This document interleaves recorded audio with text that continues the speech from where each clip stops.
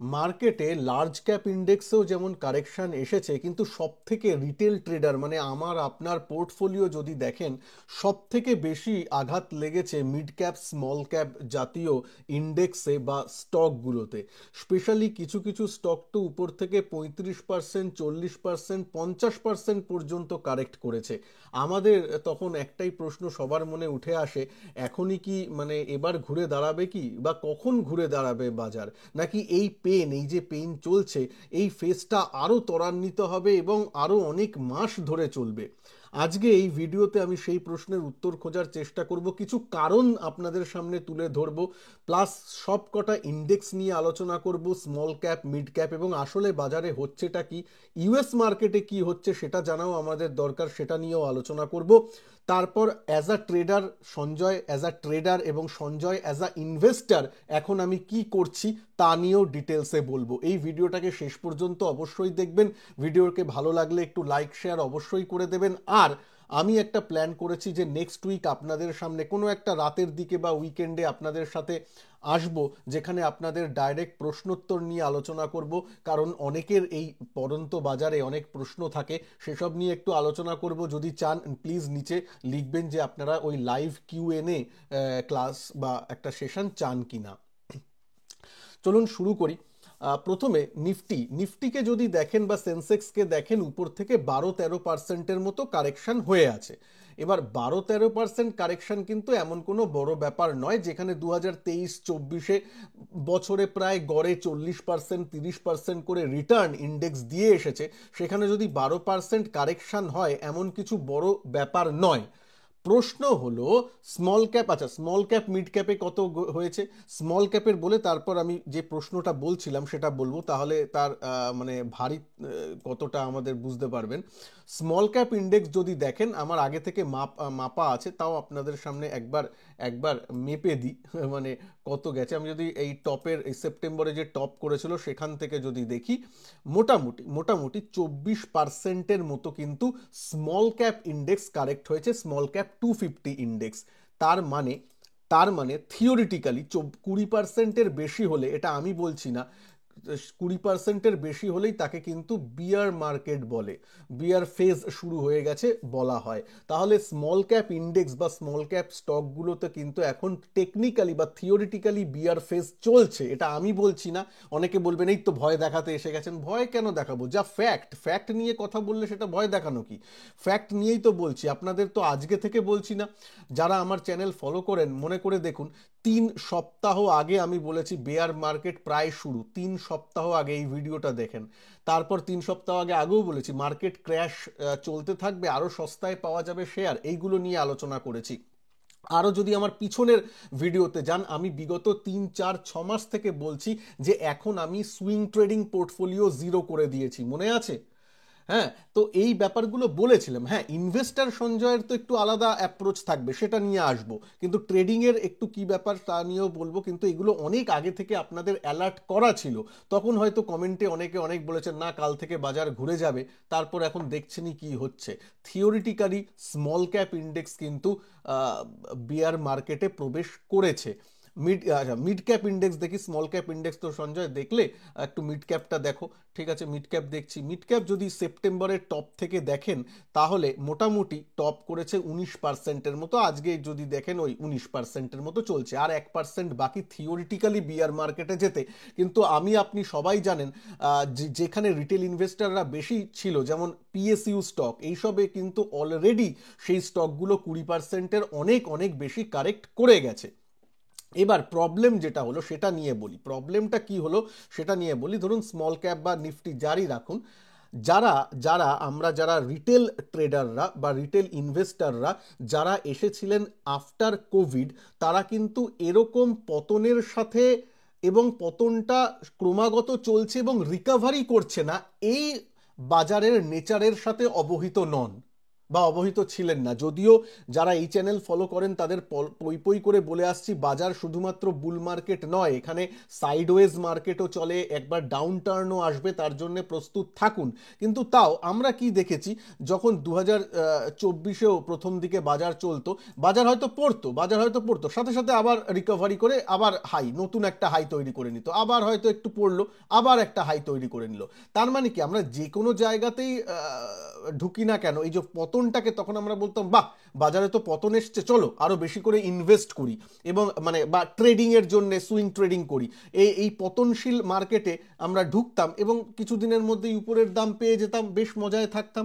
কিন্তু এখন পতনে যদি আমি নিও, কিন্তু ওই কিছুদিন বাদে, চোখ বুঝে 2-3 দিন বাদে উপরের দাম কিন্তু পাওয়া যাচ্ছে না। যারা ট্রেডিং করেন তাদের জন্য বলছি, আমি ইনভেস্টরদের জন্য আসবো। এই ব্যাপারটা কিন্তু হচ্ছে, এটাকে বলে একটা মার্কেট স্ট্রাকচার চেঞ্জ বা সাইকেল চেঞ্জ। সেটা কিন্তু স্পষ্ট দেখা যাচ্ছে। আপনাদের অনেক আগে থেকে আমি কিন্তু এই সাইকেল চেঞ্জের ব্যাপারে অবহিত করেছিলাম।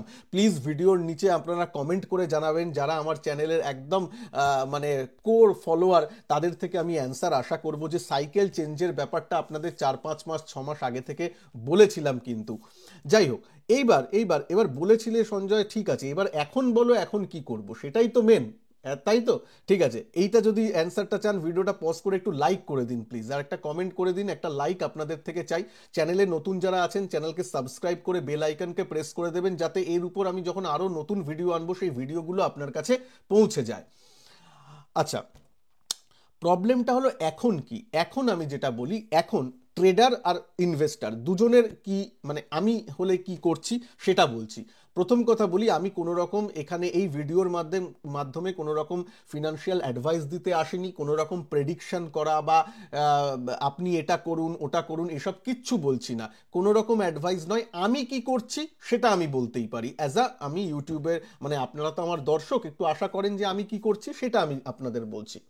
অ্যাজ আ ট্রেডার সঞ্জয়, আমি পজিটিভ সাইডে সুইং ট্রেডিং বিগত 4-6 মাস কি তার আগে থেকেই বন্ধ করে দিয়েছি। আমি ইউটিউবে আপনাদের পোস্ট করেছিলাম বাজেটের পরে, বাজেটের কিছু মাস পরেই, মনে আছে? মানে এর আগের বাজেটের, এই বাজেট নয়, 2024-এর বাজেটের কিছু মাস পরেই আমি বলেছিলাম যে আমি আমার সুইং ট্রেডিং পোর্টফোলিও এক্সিট করে গেছি। পুরো সুইং ট্রেডিং এর ধরুন 2-3-4টে স্টক নিয়ে যে চার্নিং গুলো হয়, সেগুলো থেকে বেরিয়ে গেছিলাম, ট্রেডিং এর আর করছিলাম না। এখন বুঝতে পারছেন কেন? কারণ পুরো স্ট্রাকচারগুলো ভেঙে গেছে। আপনি যদি বিভিন্ন ধরনের স্টক দেখেন, আমি পিএসসি সেক্টরকেই নিয়ে নিই, পিএসইউতে বেশি ভাঙনটা এসেছে। পিএসইউ যে কোনো স্টক উঠিয়ে দেখুন, বিইএল, হ্যাল, এইচএএল, হ্যাল তো 3,500-এরও নিচে নেমে গেল। মনে আছে এই চ্যানেলে আমি যখন 5,200-200-200-তে চলছিল, আমি বলছিলাম যে আমি হলে 5,000-এ লাস্ট স্টপ লস রাখতাম for trading purpose, last stop loss 5,000-এ, তার বেশি নয়। 5,000 দেখুন দাম ভেঙে গেল, সেটাও ভেঙে গেল, আজকে তো 3,500-এরও নিচে। তো এরকম সাইকেল আসে। এবার আমি ইনভেস্টারদের জন্য কি সেটাও বলবো, একটু ধৈর্য রাখুন। আগে ট্রেডার সঞ্জয় বলি আমি কেন করছি, একটু যুক্তি দিয়েও বোঝাই। উপর থেকে যদি দেখেন, পিএসইউ ইন্ডেক্স নিচের দিকে কিন্তু 26% একটা ইন্ডেক্স কারেক্ট হয়েছে। তার মানে already it is in bear phase. যারা আজকেও প্রশ্ন করবেন, দাদা সঞ্জয় এটা কি নেওয়া যায়, ওটা কি নেওয়া যায়, পিএসইউ কোনো স্টক একটা, তাদেরকে বলছি আমি তো ডাইরেক্ট হ্যাঁ বা না বলতে পারি না, কারণ আমি অ্যাডভাইজার নই। কিন্তু আপনাদের মনে করা উচিত, যে সেক্টরটা বিয়ার মার্কেটে আছে, সেই সেক্টরের স্টক কি আপনারা ট্রেডিং এর জন্য নেবেন, মানে পজিটিভ সাইডে ট্রেডিং এর জন্য কি নেবেন বা নেওয়া উচিত, সেটা একটু নিজে বিবেচনা করুন। যে মার্কেটটা বা যে ইন্ডেক্সটা, পিএসইউ সেক্টরটা নেগেটিভ বা বিয়ার মার্কেটে চলছে, একবার নিজেকে প্রশ্ন করুন, তাহলেই উত্তরটা পেয়ে যাবেন। হ্যাঁ, মাঝে মাঝে বাউন্স আসবে, যেমন বাজেটের একদিন আগে, এই যে বাজেট হলো 2025-এর, একদিন আগে আমার মনে হয় ইরকনে একটা 8%-এর পজিটিভ ক্যান্ডেল হয়েছিল। আমি তখন তার পরের দিন এসে, তার আগের দিনই বা যে দিন হয়েছিল সেই দিনেরই ভিডিও আছে, দেখে নেবেন। আমি বলেছিলাম এইগুলো লোক দেখানো, এইগুলোর মধ্যে ফাঁসা উচিত নয়। এখনো কিন্তু সব ঠিক হয়ে যায়নি। তার পরের দিন আবার 8% মাইনাস হলো, আর এখন তো সেই দামের থেকে প্রায় 10-20% নিচে এরকন ট্রেড করছে। বাজেটে রেলওয়ের জন্য বা ডিফেন্সের জন্য আহামরি কিছু হয়নি, সুতরাং এ হয়েছে। একটা হ্যাল নিয়ে একটা কথা বলি, কেন এই পিএসইউ গুলো হচ্ছে, একটু একটু কথাটা শুনে নিন। আর্নিং যখন আগে বলা হচ্ছিল যে ভালো ভালো হবে, হচ্ছে, এখন কিন্তু আর্নিংটা অনেকটা স্তিমিত হয়ে আছে। কর্পোরেট আর্নিং যেটা স্পেশালি পিএসইউ সেক্টরের, কিন্তু আগে যেমন মানে মার্কেটকে সবসময় আউট পারফর্ম করা দারুণ দারুণ করছিল, এখন কিন্তু সেগুলো হচ্ছে না। দেখুন, ফান্ডামেন্টালটা একটু পরে বোঝা যায়, কিন্তু তার আগে চার্ট, টেকনিক্যাল কিন্তু আগে আমাদের বলে দেয়। তাই জন্য বলি চ্যানেলটাকে একটু ফলো করে মানে সাবস্ক্রাইব করে রাখুন চ্যানেলটাকে, লাইক করে রাখুন ভিডিওটাকে, যাতে আমি এই টেকনিক্যালের উপর অ্যানালিসিসটা অ্যাটলিস্ট আমি আপনাদের সামনে কিন্তু বারবার তুলে ধরেছি। যখনই এই স্ট্রাকচার চেঞ্জ হয়েছে আপনাকে সবগুলো, নিফটি বলুন, স্মল ক্যাপ, মিড ক্যাপ, সব কিছুতে কিন্তু আমি তুলে ধরার চেষ্টা করেছি।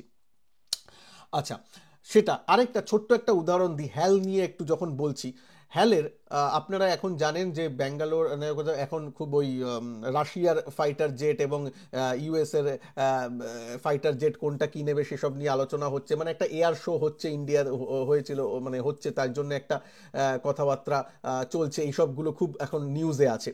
সেইখানে আমাদের এয়ার চিফ মার্শাল, মানে আমাদের বায়ুসেনার যিনি প্রধান, তিনি এসেছিলেন এবং তাকে সাংবাদিকরা একবার একটা জিজ্ঞেস করেন যে আপনার কি হ্যাল নিয়ে কি মতামত।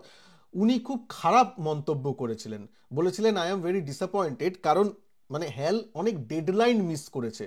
কিছু কিছু জিনিস তেজাসের যে প্রথম এই ব্যাচ ফ্যাচগুলো, যেগুলো একদম ডেলিভারি, যেগুলো মানে মডার্ন জিনিসগুলো দেওয়ার কথা ছিল, বায়ুসেনার মধ্যে অন্তর্ভুক্ত করার কথা ছিল, সেগুলো ডেডলাইন ছিল আগের বছর, সেগুলো এই বছরেও হবে না, 2025 পর্যন্ত ডিলে হয়ে গেছে। যেগুলো এই বছরের প্রথম দিকে দেওয়ার কথা ছিল সেগুলো সেগুলোরও ডেডলাইন পিছিয়ে গেছে। এরকম অনেক কিছু হয়েছে। এবং ডিফেন্সের ক্ষেত্রে ডেডলাইন মিস করা বা পিছিয়ে যাওয়া ইজ ভেরি ভেরি, মানে কি বলে, ভেরি ভেরি ডেডলি। হ্যাঁ, হ্যাল তার জন্য কারণ দিয়েছে যে আমরা যে ইঞ্জিনটাকে নেওয়ার জন্য, তেজাসে ইউএস এর ইঞ্জিন চলে, তো ইউএস এর জানেন আগে বাইডেন সরকার ছিল, তারা একটু দিতে গ্যাঁইগুই করেছিল, তাই জন্য ইঞ্জিনটা ঠিক সময় আসেনি, তার জন্য দেরি হয়েছিল। আই অ্যাকসেপ্ট, মানে সব কিছুই একদম ঠিকঠাক, মানে তাদেরও কারণ আছে, কিন্তু যে ক্লায়েন্ট, যে বায়ুসেনা, তাকে তো ডিফেন্সটা চালাতে হয়। আজকে চায়না যদি বা অন্য দিক থেকে যদি থ্রেট আসে, তখন তো সে বলবে না আরে ইঞ্জিন আসেনি তাই আমার প্লেন বসে থাকবে, তা তো নয়। তাই জন্য তিনি বায়ুসেনার প্রধান বলছেন যে আমাকে মিরাজ, সেই পুরনো মিরাজ বা মিগ, ওগুলোকে দিয়ে কাজ করাতে হচ্ছে, যেগুলো আউট অফ সার্ভিস হয়ে যাওয়ার কথা, কারণ নতুন ব্যাচ আমরা পাচ্ছি না তেজাসের, বা নতুন যে কমব্যাট আমাদের এয়ারক্রাফটগুলো আছে। তো এই ব্যাপারগুলো আছে, সুতরাং তার জন্যে, শুধু আমি তার জন্যে বলবো না, তার মধ্যে কোথাও, তার মানে কোথাও একটা এক্সিকিউশনের দিক দিয়ে একটু প্রবলেম হচ্ছে, সেটা কিন্তু স্টক মার্কেটে বা স্টক প্রাইসে প্রতিফলন ঘটে, এবং সেটাই কিন্তু ঘটছে। আমি একটা ছোট্ট একটা উদাহরণ দিলাম। রেলওয়ে সেক্টরের ক্ষেত্রেও দেখুন, আগে খুব একটা নাচানাচি চলতো যে ওই দুবাই পর্যন্ত বা মিডল ইস্ট পর্যন্ত করিডর হবে, এই হবে, ঠিক আছে। তারপর বাজেটে যখন দেখা গেল না, সেই নিয়ে আলোচনাই নেই, একটা কথাও রেলওয়ে নিয়ে হয়নি মনে হয় এবার, যদি আমি ঠিক শুনে থাকি। আপনারা নিশ্চয়ই কমেন্ট করে জানাবেন যে বাজেটে রেল নিয়ে কি কিছু শুনেছেন, মানে অ্যাটলিস্ট বক্তব্যের সময় কি কিছু শুনেছেন, একটু জানাবেন। তো এই জিনিসগুলো যে হচ্ছে, এটা একটা নেগেটিভ ইম্প্যাক্ট ফেলে। তো সেই জিনিসগুলো কিন্তু আস্তে আস্তে হচ্ছে বাজারে। তাই জন্য বলছি একটু আমাদের, এবং সাবধান করেছে বাজার অন্ত অনেক দিন আগেই। আমরা যারা শুনিনি বা শুনতে মানে চোখ এড়িয়ে গেছি, এটা তাদের দোষ, এটা মার্কেটের তো দোষ নয়। মার্কেট বলবে বাবা আমি তো আগেই বলেছিলাম, তোমরা দেখোনি কেন। মানে মার্কেট ইজ অলওয়েজ কারেক্ট। আমাদের ভুল হয়ে যায় যে আমরা মাঝে মাঝে শুনতে পারি না। তাহলে এখন কি, অ্যাজ আ ট্রেডার বললাম, অ্যাজ আ ট্রেডার যারা নেগেটিভ সাইডে ট্রেড করতে পারেন, নেগেটিভ সাইডে ইন্ডিয়াতে স্টকে অনলি ইন্ট্রাডে করা যায়, বা ফিউচারে আপনি সেল করলেন, আমি অপশান কথা বলবো না, কারণ অপশান ইজ ভেরি রিস্কি, সবার জন্য সেটা নয়। তো ফিউচারে শর্ট করা যায়, বা আপনার যারা ফিউচারটা বোঝেন, হ্যাঁ ফিউচারটা বোঝেন তারা, তাদের জন্য, এবং ইন্ট্রাডে স্টকস শর্ট করা যায়। তাছাড়া কোনো ট্রেডিং আমি করছি না। আজকেও যদি বলেন অ্যাজ আ ডিসক্লেমার, আমি ইন্ট্রাডেতে হ্যাল ট্রেড করেছিলাম, তার থেকে কিছু পয়সা এসেছে, মানে শর্ট, তাতে কিছু পয়সা এসেছে, এক্সেট্রা। আর কি করা যায়, পজিটিভ সাইডে তো ট্রেড হয় না, সুইং ট্রেডের কোনো রকম সেট আপ, কোনো রকম কিছু হয় না, একটু বাড়লেও না, আমি একটু বাড়লেও তাতে যাই না। একটু উদাহরণ দিন, নিচে কমেন্ট করে জানাবেন। রেডিংটন নিয়ে আমি জানি গতকাল একটা খুব ভালো টিভি চ্যানেলে প্রচুর বলছিল, কালকে বাজার পড়ছিল কিন্তু একটা মাত্র স্টক দাঁড়িয়েছিল, রেডিংটন, এবং সেগুলো চ্যানেলে প্রচুর বলা হয়েছিল, ঠিক আছে, হিন্দি একটা চ্যানেলে খুব বলা হচ্ছিল, সবাই বলছিল হ্যাঁ রেডিংটনটা একটু ভালো করছে, এই করছে। যারা নিয়ে ফেলেছিলেন, আজকে রেডিংটন 6% মাইনাস, আজকে রেডিংটন 6% মাইনাস, আমি যদি ঠিক বলি, বা একটু দেখে নিই আমি কি ঠিক বলছি। রেডিংটন লিমিটেড, হ্যাঁ এটা দেখিনি, রেডিংটন লিমিটেড যদি দেখি, হ্যাঁ রেডিংটন লিমিটেড, এরও দোষ নেই, এর আগের দিনও করেছে, এর আগের দিন উপরে যাওয়ার চেষ্টা করেছিল, কিন্তু ওভারঅল মার্কেট তো খারাপ। আজকে 6%, যদি এখানে কেউ ওই কথা শুনে নিয়ে ফেলেন তাহলে কি হলো, 6% মাইনাস, এটা কি দেখতে পারবেন? হয়তো দাম পরে রিকভার হয়ে যাবে, কিন্তু যারা ট্রেডিংয়ের জন্য নিয়েছেন 6% মানে তো স্টপ লস হিট করানো, 6% মানে তো ট্রেডিংয়ের জন্য স্টপ লস হিট করানো। তো কেন হচ্ছে এটা? কি রেডিংটনটা খারাপ? না, সুন্দর তো হায়ার হাই করে বাড়ছে। প্রবলেম হলো ওভারঅল মার্কেট স্ট্রাকচার খারাপ, তাই জন্য এরকম শার্প পুলব্যাক বলুন বা নিচের দিকে 6% মাইনাস হওয়া, এই জিনিসগুলো হয়, হতেই পারে। ঠিক আছে, এইটা একটু মাথায় রাখতে হবে। আর এফআইআইদের তো ছেড়েই দিন, ওরা হয়তো ইন্ডিয়াকে এখন ভুলেই গেছে, ঠিক আছে, ওরা তো সেল করেই যাচ্ছে। ডিআইআইরা যদি না থাকতো তাহলে এই মার্কেট কোথায় যেত আমার সন্দেহ আছে, তবে ডিআইআইরা নিজেদের কাজ করে যাচ্ছে, ওরা বাই করছে, এফআইআররা সেল করছে। এবার সেলটা কেন করছে একটু বলে নি, মানে একটা ওয়ান অফ দ্য তার কারণ, তারপর আমি চলে আসছি আপনার এখানে। তা ইনভেস্টর সঞ্জয় কি করছে, ওই যারা যে স্টকগুলো আছে বা কি আজ করছে সেটা নিয়ে বলছি। ইউএসডি আইএনআর আপনি দেখুন, ইউএসডি আইএনআর যদি দেখেন, এই সেপ্টেম্বর থেকেই যখন আমাদের বাজারের ডাউন ট্রেন্ড শুরু হয়েছিল, প্রায় প্রায় দেখতে গেলে 5%-এর মতো, সেপ্টেম্বর থেকে কত হয়েছে, অক্টোবর, নভেম্বর, ডিসেম্বর, জানুয়ারি, ফেব্রুয়ারি, 4-5 মাস, এমন কিছু নয়, 5 মাসে একটা টাকা 5% ডেপ্রিসিয়েট করা, যখন বাড়ছে তার মানে টাকার ভ্যালু এই কমছে, মানে এখন 87-এও হয়ে গেছে, 87, যেটা কয়েক মাস আগেও একটু ভেবে দেখুন 83, 84 এরকমই ছিল, সেটা 87-এ হয়ে গেছে। একটা ফরেক্স মার্কেটের জন্য বা একটা দেশের অর্থনীতির জন্য কিন্তু 7%, মানে 5% অনেক। এবার আপনারা বলবেন তাহলে তো আইটি ভালো হবে, ওই একটা কারণেই যে এটা হয় তা নয়। আইটিতে কারা ইনভেস্ট করে আছে, আইটিতে কারা ইনভেস্ট করেছে সেটাও বলুন। এফআইআইদের ধরুন ইনভেস্ট আছে, টিসিএস ইনফোসিসে তো আমি আপনার ইনভেস্টমেন্টের জন্য স্টকের দাম বাড়ে না, ওখানে বড় বড় প্লেয়াররা আছে। তো ওই বড় বড় প্লেয়াররা যখন ডলার ভাঙিয়ে ডলার ভাঙিয়ে টাকাতে আনছে, তারপর টাকা থেকে মুনাফা উসুল করে যখন সে আবার টাকাটা ভাঙিয়ে ডলার করে বাইরে নিয়ে যাচ্ছে, তখন তো ডলার টার্মসে সে 5% লস পাচ্ছে। আগে কেন 5% এই 4 মাসে টাকা পড়ে গেছে? তার তো এমনি যদি টিসিএস ইনফোসিস একই দামে দাঁড়িয়ে থাকে, সে ওই ফোরেক্সের জন্যই 5% সে লসে চলে যাচ্ছে তার পোর্টফোলিও। তাহলে এইটাও একটা কারণ, সে দাঁড়িয়ে দাঁড়িয়ে লস খাচ্ছে। আর 5% একটা বড় পোর্টফোলিওতে অনেকটাই ম্যাটার করে যায়, তাই না? আর যেখানে সে দেখছে ইউএস মার্কেট তার মোটামুটি ঠিক চলছে, অ্যাটলিস্ট ভেঙে তো পড়ছে না। ট্রাম্প অনেক নতুন নতুন কিছু হয়তো ঘোষণা করবে বা করছে, সেটা তো আপনারা জানেন, উনি বেশি টুইট ফুইট পছন্দ করেন, সে যাই হোক। কিন্তু এই জন্য কিন্তু এটাও একটা ওয়ান অফ দ্য কারণ যে এফআইআইরা আমাদের কাছে এখন মুখ ফিরিয়ে আছে কেন। টাকাটাকে একটু স্টেবিলাইজ হতে হবে, সে আরবিআই ইন্টারভিন করুক বা যেই করুক, টাকাটা একটু যদি একটু দাঁড়িয়ে যায়। এখানে দেখুন, এখানে যখন আমাদের বুল মার্কেটটা চলছিল 2024-এর ফার্স্ট হাফে যখন ছিল, দেখুন টাকা মোটামুটি হ্যাঁ একটু উপরের দিকে যাচ্ছিল, কিন্তু দাঁড়িয়ে ছিল। এই জায়গাটা দেখুন, এই জায়গাটা দেখুন, দাঁড়িয়ে ছিল, মানে ঠিক আছে একটু উঠছে তারপর আবার একটু দাঁড়িয়ে যাচ্ছে এরকম। এইখানে দেখুন এখন রকেট গতিতে এরকম হয়নি, এটা বুঝলেন? রকেট গতিতে হচ্ছে, খুব কম সময়ের মধ্যে বেশি ডেপ্রিসিয়েট করে যাচ্ছে, এইটা তো হয়নি। বুঝতে পারছেন? ঠিক ওই সেপ্টেম্বর অক্টোবর থেকেই কিন্তু এই ব্যাপারটা হয়েছে। ঠিক আছে, এটা একটু মাথায় রাখবেন, এই পয়েন্টটা বুঝলেন কিনা বা আপনার মতামত নিচে কমেন্ট বক্সে জানাবেন। এবার আসি ইনভেস্টর সঞ্জয় কি করছে। ভিডিওটাকে প্লিজ একটু লাইক করে দেবেন, একদম সবার জন্য আমি কিন্তু ভেঙে ভেঙে বলছি আপনাদের। ইনভেস্টর সঞ্জয় কি করছে সেটা আমি 2-3টে আগের ভিডিওতে বা 3-4 উইক আগের ভিডিওতে বলেছি, আর সেই কাসুন্দি ঘাটবো না। আমি 3-4 উইক আগেই বলেছিলাম, এবং আমি একটা আপনাদের জন্য মনে হয় হ্যাঁ বেস্ট মিউচুয়াল ফান্ডের ব্যাপারটাও একটা ভিডিও এনেছি 6 দিন আগে, সেইটা ভিডিওটা প্লিজ একটু দেখে নেবেন। একটু আমি বড় করে ডিটেলসে বলেছি যাতে আপনাদের মনে থাকে, কারণ ইনভেস্টর সঞ্জয়, আবার বলছি, এটা আমি কিন্তু 1 মাস আগেও বলেছিলাম, ইন্ডিভিজুয়াল স্টকে থাকবো না। কারণ ইন্ডিভিজুয়াল স্টক নিলেই বাজারের পতনে সেও নিচে আসবে এবং আমরা অ্যাভারেজ করতে যাব এবং ভুল করব, কারণ তার হয়তো আর্নিং ঠিক হতে অনেক সময় লাগবে। আমি এই ভিডিও শেষের দিকে বলবো যে এই পেনটা আমার মতে আরও কতদিন চলতে পারে, সেটাও বলবো, একটু ওয়েট করুন। তো ইন্ডিভিজুয়াল স্টক কখন দাঁড়াবে সেটা তো বোঝা অনেক কষ্টকর, কারণ কারণ কি হচ্ছে, কর্পোরেট আর্নিং কিন্তু কমছে। আপনি মনে করে দেখুন, এই আর্নিং সিজনে কিন্তু যে ওভারঅল যে আর্নিং এসেছে, একটা দুটো ভালো হয়েছে ঠিক আছে, কিন্তু বেশিরভাগ কিন্তু আর্নিং খারাপ এসেছে, বা স্ট্রিট যা এক্সপেক্ট করেছিল সেরকমই এসেছে বা তার নিচে এসেছে। আউট পারফরমেন্স কিন্তু সবার আউট পারফরমেন্স হচ্ছে এমন কিন্তু নেই। দীপক নাইট্রাইটের রেজাল্ট খারাপ হয়েছে বলে সেদিন আমার মনে হয় অনেক পার্সেন্ট মাইনাস হয়ে গেল, 10%-এর বেশি।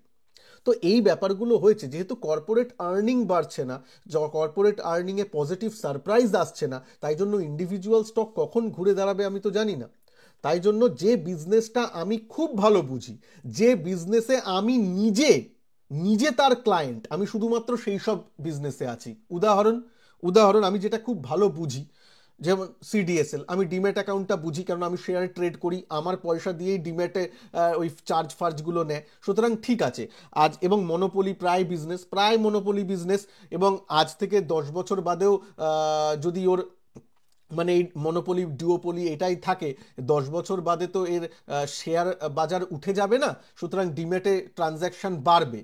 হ্যাঁ, এখন বিয়ার মার্কেট বা নিচের দিকে চলছে বলে, বিয়ার মার্কেট যখন বলছি স্মল ক্যাপ মিড ক্যাপ বুঝে নেবেন, যখন নিচের দিকে যাচ্ছে একটু ডিম্যাটের এই যে এই কোম্পানিগুলো, ব্রোকিং কোম্পানি বলুন বা এই সব ডিম্যাট এই সব কোম্পানিগুলো একটু কমে, যেমন কেফিনটেক দেখুন, মিউচুয়াল ফান্ড সংক্রান্ত কোম্পানি এখন কমছে।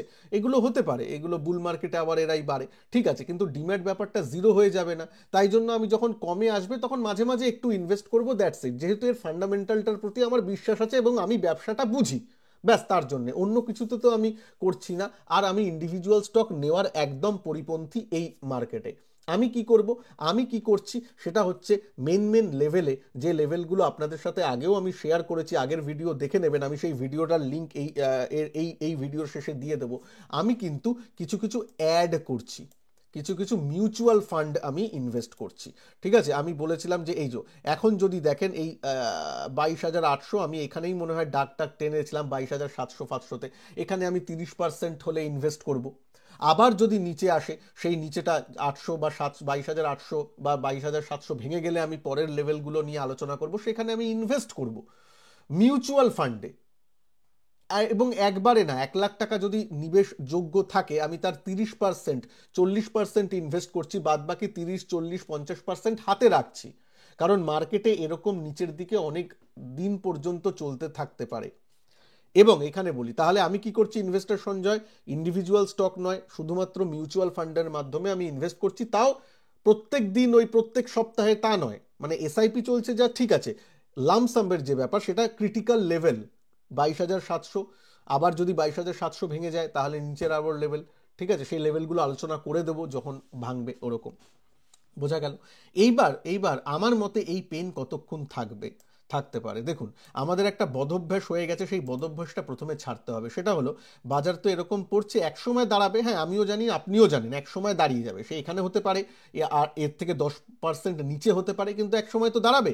কিন্তু আমরা কি ভাবি, যেখানেই দাঁড়াক সেখান থেকে আবার চরচর করে উঠে আবার আবার এই হাইকে সাথে সাথে ক্রস করে দেবে উইদিন 2-3 মান্থস, হয়তো অনেকে 1 মান্থও ভেবে রেখেছেন, মনে করে নিচ্ছেন 2-3 মান্থসের মধ্যে নতুন হাই আবার করে দেবে, একদম দাঁড়াবে, দাঁড়িয়েই পট করে 2 মাসের মধ্যে নতুন হাই, না, এরকম ভাবে বাজার চলে না বেশিরভাগ সময়। কোভিডের সময় যেগুলো হয়েছে এক্সেপশনাল, ওরকম ভাবে হয় না। এরকম হতে পারে বটম তৈরি করলো এবং বটম আউট প্রসেসটা অনেক মাস ধরে চললো, হতে পারে 6 মাস ধরে বটম আউট প্রসেসটা চললো, আমি বি লিখে দিচ্ছি, বটম আউট প্রসেসটা হয়তো 6 মাস 1 বছর ধরে চললো, সেটাও হতে পারে। মানে আপনি দেখছেন এরকম ভাবে চলছে, তারপর আস্তে আস্তে হাইয়ার হাই করে করে হয়তো 6 মাস 1 বছর বাদে আবার নতুন হাই তৈরি করলো, হতেই পারে। বটম আউট প্রসেস করতে একটা কিন্তু সময় লাগে, স্পেশালি মিড ক্যাপ স্মল ক্যাপের ক্ষেত্রে বলছি, যেখানে কিন্তু অনেক ফ্রথ জমে গেছিল। এখন যে ফান্ড ম্যানেজাররা টিভিতে বিভিন্ন এসে বলছেন, এই ব্যাপারটা কিন্তু টেকনিক্যাল চার্টে অনেক মাস আগে থেকেই এসে গেছিল, কই তখন তো তারা বলেননি এই ব্যাপারটা আমার থেকে যায়, তখন তো কেউ অগস্ট সেপ্টেম্বর ওইসব সময় কেউ এসে বলেনি বড় বড় ফান্ড ম্যানেজাররা, না এখন অনেক বেশি হয়ে গেছে। আমি সবাইকে বলছি না, কিছুরা হয়তো বলেছেন, বেশিরভাগ লোক না এখন অনেক হয়ে গেছে, এখন ইনভেস্টমেন্টটা একটু আটকে দিতে হবে, কারণ এখন অনেক ফ্রথ তৈরি হয়ে গেছে, এখন অনেকে বলছেন। এখন যাকেই আমি টিভিতে ইন্টারভিউ দেখি যে কেন করছে, ওরা বলছে না খুব ওভার ভ্যালুড হয়ে গেছিল, ফ্রথ মানে over valued, mid cap small cap তো খুব ওভার ভ্যালুড হয়ে গেছিল, তাই জন্য এটা পড়ছে, এটা তো স্বাভাবিক। যখন ওভার ভ্যালুড হয়েছিল তখন কি আপনারা ইনভেস্টরদের সাবধান করেছিলেন যে এখন কিন্তু ওভারবট হয়ে গেছে? আমি সবাই বলছি না, কিছু লোক হয়তো করেছিলেন, সবাই কি করেছিলেন? একটু নিচে ভিডিওর কমেন্ট বক্সে জানাবেন আপনার কি মতামত এই নিয়ে। আমার মনে হয় এই ব্যাপারগুলো একটু বলা দরকার আছে, কারণ যখন ওভার ভ্যালুড থেকে এবার ওভার ভ্যালুড ব্যাপারটা অনেক দিন অনেক মাস পর্যন্ত থাকতে পারে, এবং তারপর তারপর ঘুরতে কিন্তু সময় লাগে, এটা মনে রাখবেন। পট করে 1 মাসের মধ্যে আবার 52 উইক হাই এরকম রকেট গতিতে বাড়ে না সাধারণত। আমি ভুল হতে পারি, এবং আমি ভুল হলে আমি খুশি হব, কারণ আমারও তো ইনভেস্টমেন্ট আছে। কিন্তু দেখা যায়। যাই হোক, আশা করি আজকের এই উপস্থাপনাটা আপনাদের ভালো লাগলো। ভালো লাগলে প্লিজ ভিডিওটাকে একটু লাইক করে দেবেন, চ্যানেলে নতুন হলে চ্যানেলকে সাবস্ক্রাইব করে রাখবেন। ভালো থাকবেন সবাই, নমস্কার, জয় হিন্দ, বন্দে মাতরম।